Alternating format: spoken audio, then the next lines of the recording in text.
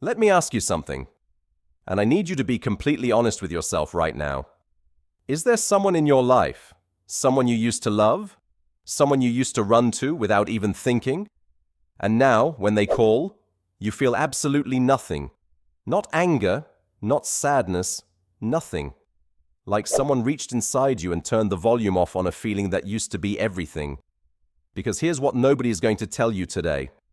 That emptiness, that numbness you feel toward that person, or that numbness someone you love seems to feel toward you, that is not coldness. That is not cruelty. That is not a character flaw. That is one of the most sophisticated defense systems the human mind is capable of building. And today I'm going to walk you through exactly what it is, where it comes from, and what it silently does to a person from the inside out. By the time this is over, you will understand someone in your life, or maybe yourself, in a way you never have before. Stay with me. Every part of this matters. These people didn't start out this way. I want you to hold on to that. They didn't come into this world guarded. They didn't decide one morning to be closed off or cold or impossible to reach. They started out the complete opposite. They were the ones who picked up the phone at 2 in the morning because someone needed them. They were the ones who said, "I forgive you," so many times the words started to lose their shape. They stayed in rooms they should have left years ago. They made excuses for people who never once made excuses for them. They believed, genuinely, completely believed, that if you loved someone hard enough and long enough, eventually it would feel safe. And then it didn't. And then it didn't again. And then, one more time, it didn't. Psychologists have a name for the moment the nervous system finally reaches its limit. They call it the betrayal threshold. It's the point where the brain makes a quiet, firm, irreversible decision that overrides every conscious choice a person tries to make after that. The decision sounds like this: I cannot afford to trust this anymore. Not this person. Not this feeling. Not this hope. And the moment that decision is made, everything changes. The first thing that changes is physical. Most people don't know that emotional pain and physical pain activate the exact same regions in the brain. When someone betrays you deeply, your brain processes it the same way it processes a broken bone. The difference is a broken bone heals in one place. Betrayal has to heal everywhere at once. And sometimes it doesn't heal at all. In people who have been hurt repeatedly, the amygdala, the part of the brain responsible for detecting danger, gets stuck in a state of permanent low-level activation. Think of it like a smoke detector with a dying battery. It doesn't go off at full volume anymore, but it never fully goes quiet either. It chirps, constantly, scanning every room, every face, every conversation, every silence that lasts a second too long. So what does the mind do when it's exhausted from being on alert every single day? It starts turning the volume down on feeling altogether. Not because the person stopped caring, not because they're emotionless, but because warmth and openness and vulnerability began to reliably predict pain. And the brain, above everything else, is a prediction machine. It learned what leads to what. Openness led to pain. So the brain begins to associate openness with danger, and it shuts the door. The second shift looks like strength from the outside, but is something very different on the inside. These people become almost ferociously self-reliant. They stop asking for help. They stop leaning on anyone. They handle everything alone. The hard decisions, the difficult nights, the moments where a normal person would reach out to someone they trust. And everyone around them says, "Wow, they're so strong, so independent, so put together." But here's what's actually happening. Needing someone and being let down has a very specific kind of pain attached to it. It's not just the disappointment, it's the humiliation. It's the moment you realize you made yourself completely vulnerable to someone who was not careful with that vulnerability. And their nervous system has decided, quietly, firmly, it will never experience that specific humiliation again. "I'll do it myself" is not a confident statement in these people. It is a survival statement.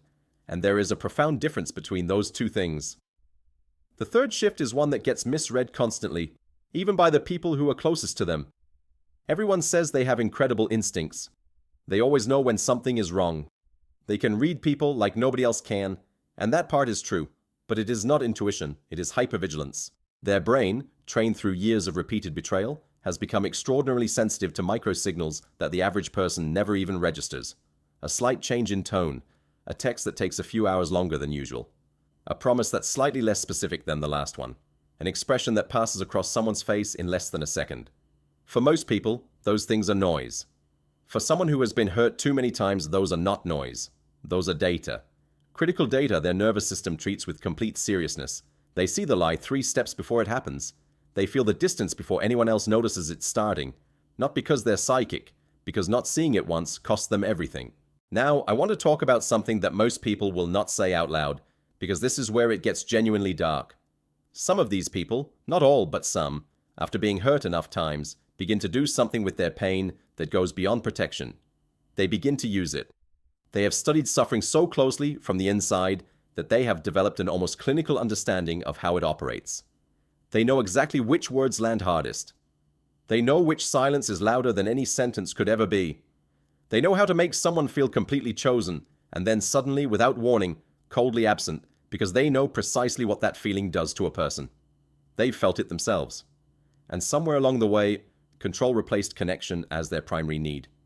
If I cannot trust you, the only way I feel safe is if I can predict you. And the only way I can predict you is if I manage you. And I have become very, very good at managing. This is what unprocessed pain does to intelligent, sensitive people when it's left alone long enough. It doesn't make them monsters, it makes them architects. And what they build most brilliantly is distance, dressed up as power. The next shift is something I need you to hear carefully, especially if you love someone like this. They test everyone, silently, constantly, without ever announcing that a test is happening. They go quiet to see if you'll reach out first. They cancel plans to see if you'll rebook without making them feel guilty. They say I'm fine in a tone that clearly means they are not. Not to manipulate you, but to see if you care enough to look closer. To see if you'll do the one thing nobody has consistently done for them. Notice. And most people fail the test without ever knowing it existed, which confirms every quiet belief they already had about being fundamentally alone. The shift that breaks my heart the most is this one, because it is the most contradictory and the most human thing about them. They desperately want closeness. Deeply, achingly close. The kind where you don't have to explain yourself, where someone just knows, where you can be tired and scared and uncertain and still feel completely safe. They want that. They have always wanted that. And they are absolutely terrified of it. Because here is the equation their nervous system has been running quietly in the background of every relationship they've ever tried to have. The closer someone gets, the greater the potential loss. And loss for them is not just sadness, it's confirmation. Confirmation that they were right to be afraid. So the moment something starts to feel real, something in them pulls back. Not because they don't want it, because they want it so much that losing it feels unbearable before it's even gone. And they would rather leave first than be left again. To the outside world, they look unbothered, composed, self-contained, the kind of person who seems like they don't need anyone. But underneath that, if you have ever been close enough to see the mask slip, even for one unguarded second, there is a person who remembers everything. Every time they were chosen, they remember. Every time they were discarded, they remember. Every promise made and quietly forgotten. Every moment there was someone's whole world, and then, without explanation, weren't. They didn't forget any of it. They just stopped letting it show.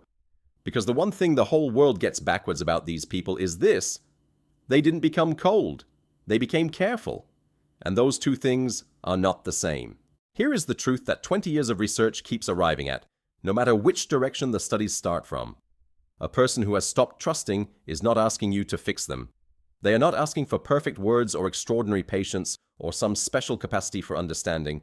They are asking you, without ever being able to say it, to be the first person in a long time who does not confirm their worst belief about people. That is the entire ask. Just don't be another reason they were right to be afraid. And trust doesn't come back through grand gestures. It doesn't happen in one honest conversation, no matter how deep. It doesn't happen because you tell them you're different. It comes back through consistency. Not intensity, consistency. Showing up when you said you would. Being the same person on the hard days that you are on the easy ones. Again and again until their nervous system finally gets bored of waiting for the betrayal that never comes. That is the only language they will eventually believe. And if this video isn't describing someone you know, if it's describing you, then I want to say something directly to you, and I need you to actually let it in. Your caution is not a character flaw. Your walls are not a defect. Your inability to trust easily is not something broken inside you that needs to be fixed before you deserve to be loved. It is a rational, completely understandable response to an irrational amount of pain. Your mind did what minds are supposed to do. It learned, it adapted, it protected you when nothing else would. But the wall that keeps the wrong people out also keeps the right ones from getting in. And you know that. You have known that for a long time. because you have stood on the inside of that wall and felt the very specific loneliness of being completely safe and completely alone at the same time. The people who stop trusting after being hurt too many times are not the villains of anyone's story. They are people who loved openly, in the wrong direction, for too long, and their mind did what every mind does when it's asked to carry more than it was built to hold. It learned to protect itself.